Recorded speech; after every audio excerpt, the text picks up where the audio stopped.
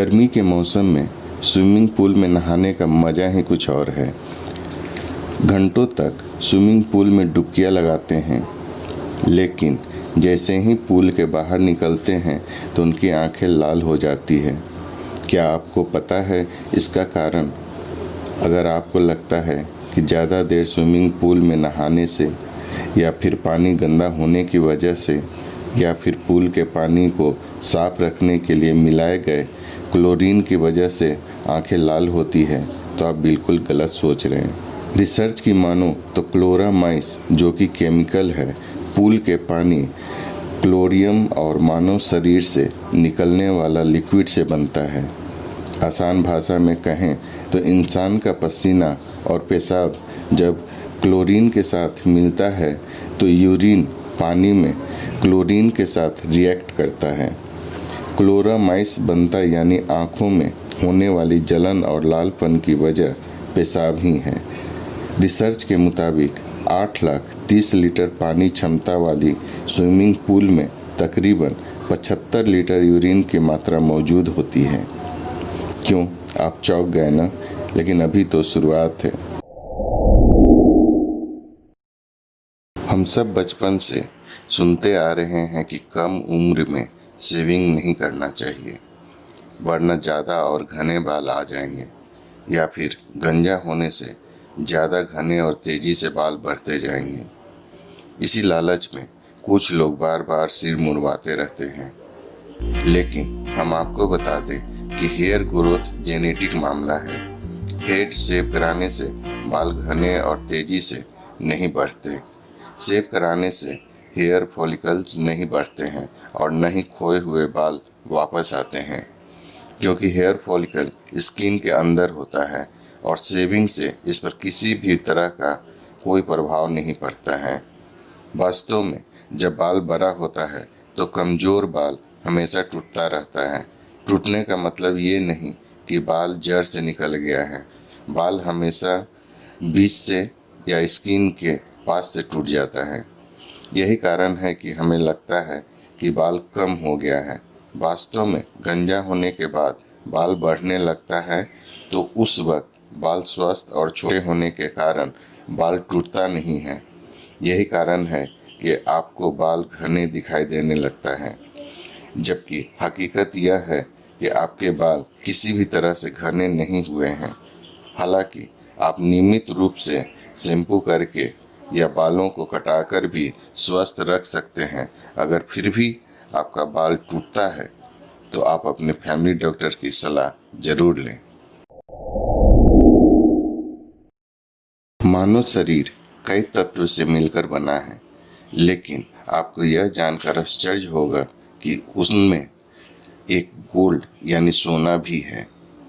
आप ये सोच रहे होंगे कि हमारे शरीर में सोना, तो क्यों न हम ऑपरेशन करके सोना निकाल लें। तो ऐसा बिल्कुल भी नहीं है, क्योंकि शरीर में सोना की मात्रा बेहद कम है। 70 किलो के व्यक्ति के शरीर में सिर्फ 0.2 मिलीग्राम सोना होता है, यानी 40,000 व्यक्ति के शरीर में सिर्फ 8 ग्राम सोना ही निकलेगा। सालों तक अध्ययन करने के बाद वैज्ञानिक को पता चला कि शरीर के जॉइंट विंग्स मेंटेनेंस और शरीर इलेक्ट्रिक सिग्नल भेजने में सोना अहम भूमिका निभाता है।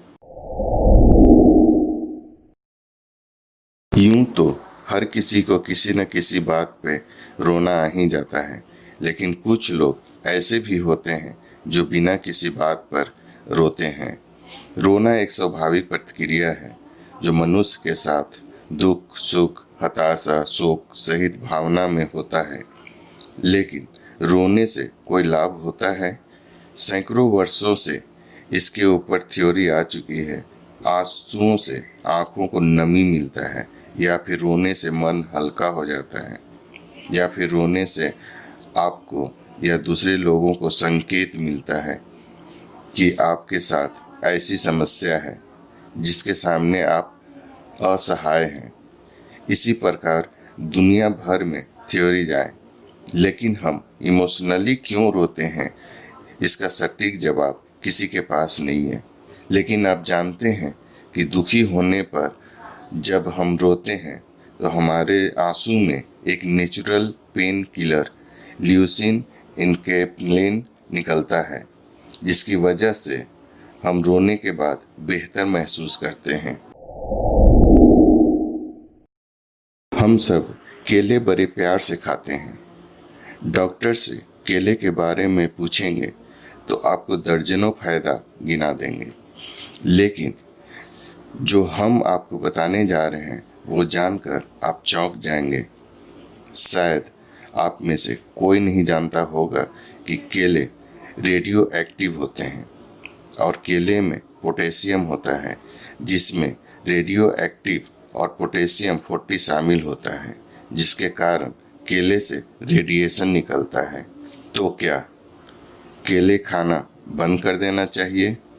यदि आपको केले से निकलने वाली रेडिएशन से मरना है तो आपको 1 करोड़ केले एक बार में खाने होंगे। इसलिए केले खाने से डरिए मत और खूब केले खाएं और स्वस्थ रहें। कैंसर के मरीजों को तो आपने देखा ही होगा कि उनके बाल काट दिए जाते हैं। युवराज सिंह, सोनाली बेंद्रे की फोटो आपने देखी होगी, उनके सर पर एक भी बाल नहीं था। अक्सर मन में सवाल उठता है कि आखिर कैंसर मरीजों को बाल क्यों काट दिया जाता है या फिर झड़ जाता है। आज हम आपको इसका जवाब देंगे। कैंसर मरीजों को कई बीमारियों का भी सामना करना पड़ता है। दर्द से राहत के लिए उसे कई तरह का इंजेक्शन लगाए जाते हैं, दवाई दी जाती है। उन दवाइयों का मरीज पर साइड इफेक्ट होता है, जिसका सबसे ज़्यादा असर बालों पर पड़ता है और बाल झड़ जाता है।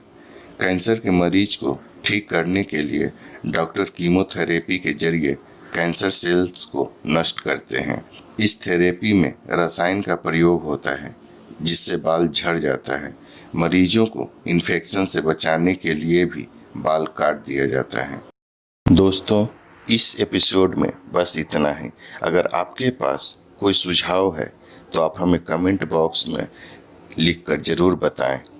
और हाँ, अभी तक अगर आपने सब्सक्राइब नहीं किया है तो सब्सक्राइब ज़रूर कर लें और हाँ, बेल बटन भी क्लिक करें ताकि आपको नोटिफिकेशन सबसे पहले मिल सके।